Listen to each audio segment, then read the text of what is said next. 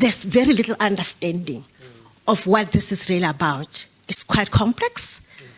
It's very, and if we look at our history particularly, it's actually even more worrying.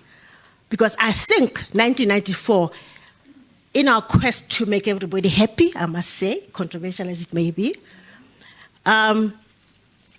we sort of like silenced ourselves a bit.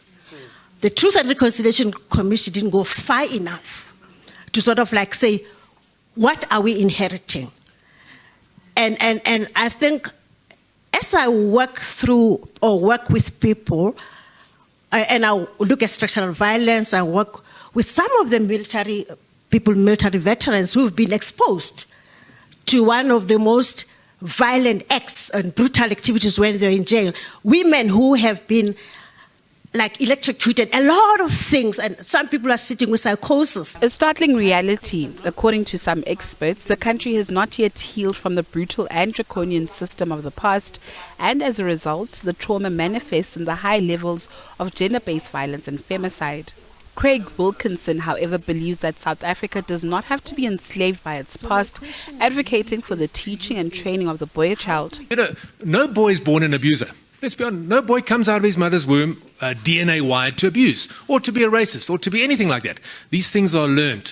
Something happens on the journey from boy to man. Something goes wrong on the journey from boy to man. The instinct of a healthy man is to protect, never ever to abuse. Never ever. I mean, it's just not in the DNA of man. So we've got to say, what goes wrong on the journey from baby to boy and boy to man?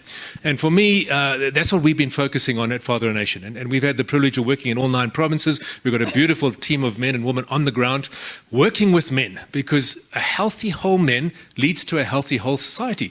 Whilst Josina Mashal has called for government and society alike to account, Mashal herself, a survivor of gender-based violence, says concerted efforts by government, business and civil society are lacking, as evidenced by delays in implementing the April 2019 National Strategic Plan on Gender-Based Violence and Femicide.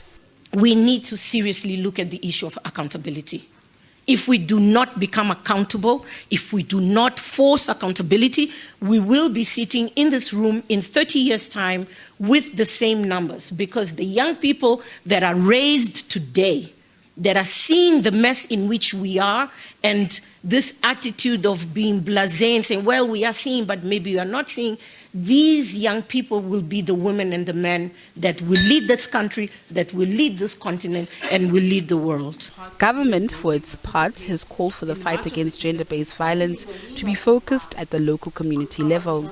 We need to go down towards, because we talk about localization, but we really need to work at ward level. That's what the cabinet has directed us to do.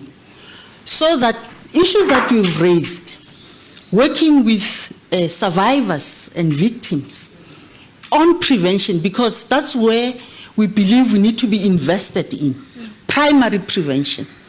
Because what you're talking about is it's a level of secondary victimization, but we need to actually re-socialize society in terms of the way, all those things that you've mentioned. But you can only do it if we are closer to communities, if we work with communities and ensure that they take responsibility.